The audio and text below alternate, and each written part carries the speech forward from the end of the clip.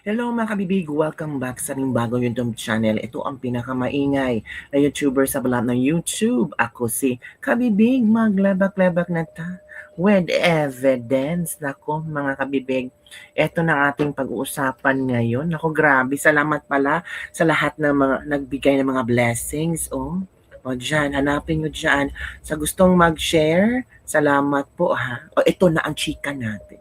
Grabe, mga kabibig, humahagulgol sa iyak si Madam Liza Marcos, yumakap sa mga OFW sa UAE. Trending na trending si Madam kasi kita mo talaga ang luha, kabibig. Oo, yung lumuluha talaga, ang lalaki ng mga luha. Parang kung hindi mo siya kilala, mas maano mo talaga na ay sincero, may pagmamahal sa mga OFW. Ang tanong, anong programa yun sa mga OFW para sabihin nyo na hindi nag-iisa ang mga OFW, na ramdam ng mga OFW ang programa at administrasyon ni BBM? Yung paiyak-iyak, yung payakap-yakap, yun na ba ang kaya nyong ibigay sa mga OFW? Mahiya naman kayo, yung mga paluha-luha nyo, yung mga pa-concert-concert nyo, pagpupunta kayo sa ibang lugar at mag-meet and greet kayo sa mga OFW, yun ba ang kaya nyo ibigay? Nako, sabi na isang bubwit. Kaya ginawa yun ni Lisa, kasi plano daw ni Liza Marcos na tatakbong presidente sa 2028. Kakalabanin niya si VP Sara Duterte. Siya lang daw ang may kapangyarihan para tumalo at ipanalo ang administrasyon ni BBM. Makapangyarihan si Liza Marcos, kaya win na win na daw si Liza Marcos. Kaya nagsimula ng magdrama si Liza Marcos. Paiyak-iyak. Yung ramdam ko kayo, mahal na mahal ko kayo. Huwag kayong mag-alala. You, OFWs, are not alone. Okay? Your government continues to care wherever you may be. Natural, kailangan nyo ang mga OFW kasi malaking ambag kami sa ekonomiya ng bansa. Ang tanong, meron ba kayong naibigay sa amin? Nasukli man lang? Merong bang OFW hospital? Merong bang OFW o insurance and care na galing sa gobyerno? Meron ba kaming special treatment pag uuwi sa Pilipinas pag OFW? Yung palibre-libre ng sopas every now and then, yung iba daw hindi maka-experience ng ganon. Ano ba naman yan? O eto kabibig ha, eto ang pagmumukha ni F. Eliza Marcos na nangiyak-ngiyak. Parang kinaawaan tayo ni Liza Marcos. O ito kabibig ko, yan yan. Kita nyo naman no, sobra yung emosyon na ipinakita sa picture dyan. Sabi nila, ito ang magpapanalo kay Liza Marcos sa 2028. Ang picture na ito ay nagsasalamin na mahal ni Pangulong Bongbong Marcos at Liza Marcos ang mga OFW. OFW ka man sa UAE at sa ibang parte ng bansa, ramdam na ramdam daw ng ilang mga OFW ang pagmamahal na galing kay BBM. Nang dahil sa picture na to, anong to? Gawin nating Santa si Lisa. Santa Lisa? Gusto nyo mga OFW na itong picture na ito ay ilalagay sa mga pitakan nyo, sa mga profile pic nyo, para maalala nyo kung gaano kamahal ng gobyernong ito ang mga OFW? You OFWs are not alone, sabi ni Lisa. Your government continues to care. Anong klaseng care ibinigay nyo sa amin? Ha? Anong klaseng care? Wherever you may be. Baka kami ang nagbibigay ng care sa bansa natin. Kasi yung taxes namin, yung ambag namin, malaking care sa mga bulsan nyo, mga politikong kurakot. Naku, ginagalit ako nito Kalma lang kalma lang naman ako Ito naman ang komento ng ating mga netizen after na nakita ito. After nakita ng mga tao itong picture na ito na i-share ko ang comment ng mga netizen. Baka sabihin nyo naman gawa ko ang comment ng mga iba dyan, mga bashers ko. Sabihin, nako, gawa wala dyan kabibig kasi gusto mong siraan si F. Hindi ko naman siniraan. Sana kung ramdam ng mga OFW ang gobyernong Marcos, pero hindi Is she laughing, crying, or just tasted a sour fruit? Diring-diri yan after. What? Why the sudden change of heart? For pictorial and publicity? That should have been left long before, madam. Kasi si madam gusto daw tumakbong presidente. And the Golden Globe Awards goes to, yan Mannequin. A mannequin daw she was hugging. Drama yarn. Yan ang mga comment ng mga netizen ha. Yan ang mga pahag, more taxes to come para sa Pilipinas. Salamat OFW. Crocodile tears. Salute to all OFW. Sila ang bumubuhay sa Pilipinas, nagpapadala ng pera sa mga mahal na sa buhay. Paldong-paldo ang gobyerno sa mga bayani nating OFW. Tama. Tapos ito lang, paiyak-iyak lang, pahag-hag lang, ito lang ang maibigay ng gobyerno natin. Konting push pa madam, kulang ang pang-emosyon, light, camera, action, orokan, hala. And the winner for Best Actress goes to, hangover lang yan, yakap now, paligo alcohol later, Queen of Orokan. Retake please, kulang sa tear, effort mo, hug now, hand sanitizer later. Uy, grabe naman kayo kay F. Elisa. Huwag naman po ganun kayo ang mga reaction. Pero bakit puro negatibo ang reaction? Parang hindi masaya ang mga tao sa picture na ito. O ikaw, FW, pag makita mo ang picture na ito ni F. Eliza Marcos, happy ka ba? Anong pakiramdam mo? Yung iba, nasusuka ako. Uy, grabe ka mo nasusuka. Mahal na mahal, sabi ni Lisa Marcos, you OFWs are not alone. Pero bakit pakiramdam namin nag-iisa kami? Bakit yung mga DDS na mga OFW, pakiramdam namin nag-iisa kami? At para yatang may mga traidor sa gobyerno na sinaktan ang puso namin. Talagang we are not alone on this battle? Para yatang hindi. Kung talagang we are not alone, sana napakinggan yung mga OFW ang hinaing namin pero hindi Anak ka.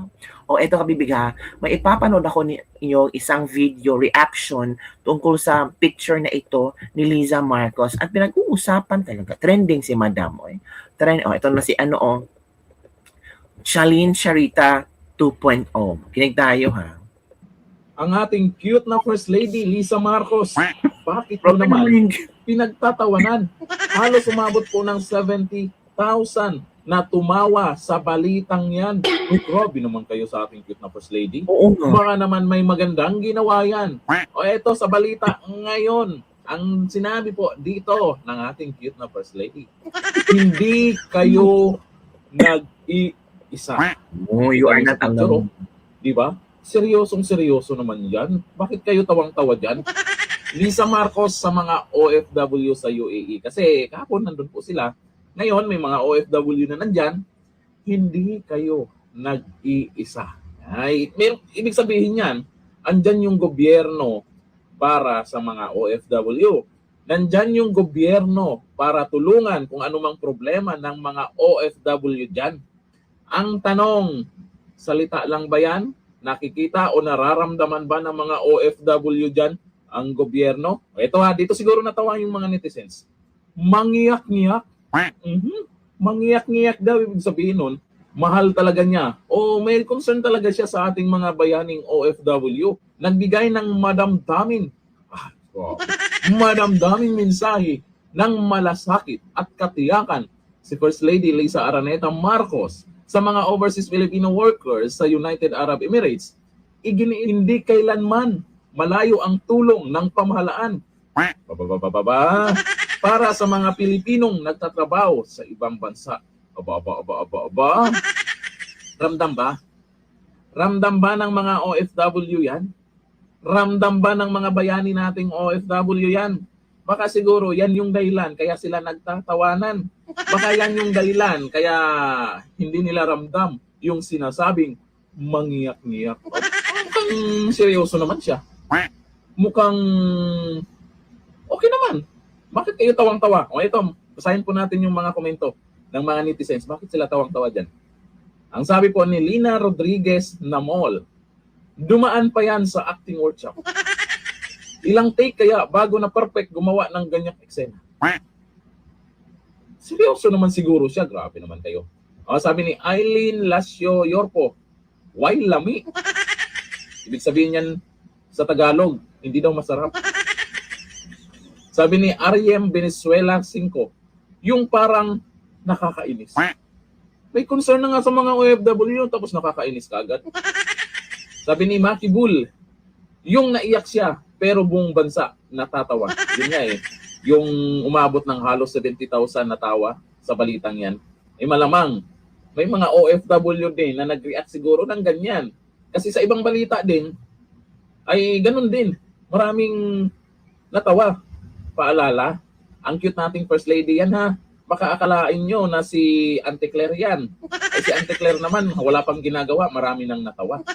Ito naman, sa ating cute na First Lady, bakit maraming natawa? Ito lang po yan. Ibig sabihin lang yan, bakit maraming natawa? Wala sigurong masyadong naniniwala. Dahil nakita po natin sa trust rating po ni Dunyor, siyempre may kasama na sa kanila yan. Pababa na yan, mga kakampi, mga kumampi kay Dunyor. Kasama siyempre sa ating cute na First Lady, ay maapektuhan din dyan sa performance po ng ating Pangulo. Kita po natin yung naging reaction ng mga netizens sa tawang yan. Malamang may mga OFW din dyan, hindi po sila naniniwala sa ganyang galawan. Mangyak-ngyak daw, di ba? O ikaw, ano ang naging reaction mo sa ating cute na First Lady? Kayo, anong reaction nyo sa ating cute na First Lady? Okay lang ba sa inyo? Pero, alam nyo, may may video dito na itong si Lisa daw is a great manipulator. Ang galing daw magmanipula, ang galing daw mag-arte-arte. Galing sa bibig ni BBM yan na hindi galing sa bibig ko. Eto ka bibig ha, manood tayo sa isang interview. Ito na. Don't make your head big. Kayo naman po. Madali lang. Wonder Woman. Wonder May Woman. superpowers itong asawa ko. May She's, superpower. basta nagbitaw na yung salita, talagang yun ang gagawin. At saka kung minsan hindi ko naintindihan kung paano yung nagagawa yung mga nagagawa niya. She's a miracle worker. In Miracle many ways. worker. Not in, both in the professional side and in the family side. Yung mga anak namin, Mom, how can you do this? CID. Consider it done. Tapos na. Tapos na yan. Wow! The next time you hear about it, it's done. CID. CID, boys. Don't worry. Yan, Wonder Like, Woman. you know when we travel, Our kunyari, Wonder Woman. yung overweight, di ba? Sila ayaw ko magbayad ng overweight. Galit sa We overweight. will cut this. Honey, umalis ka muna ako makipaglaban. Hindi, meron siyang ganon. Yan, Siya sabi, paalisin ako. Hindi, usually, basta kung meron kaming gustong yung upgrade sa o whatever. Basta meron siyang hihingi ticket sa show na wala na, gano'n. Makikipag-debate. Gagawa ng paraan. Iiyakan Gagawa ng niya. diskarte. Gagawin niya. Lalandian niya. Tapos after a while, sasabihin, umalis ka muna. Sabi, bakit naman? Mapapahiya ka lang sa yung gagawin ko. Mahihiya ka lang sa akin. Kaya umalis ka But muna. I get my way. But she gets it. It gets done. But my favorite, we were in New York. May dumating kaming bisita from Manila. Gustong manood ng Miss Saigon.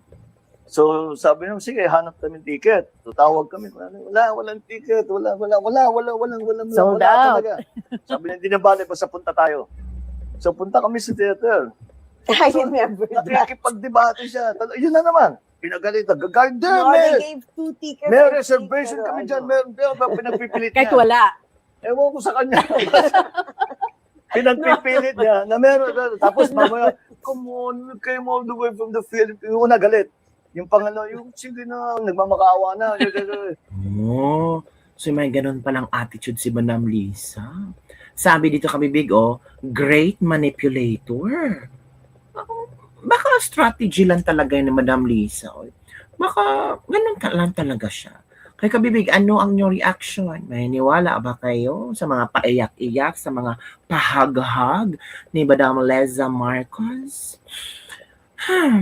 Comment down below and don't forget to like, subscribe, and share this video para sa mga latest trending news nating pag-usap-usapan. Oh, grabe.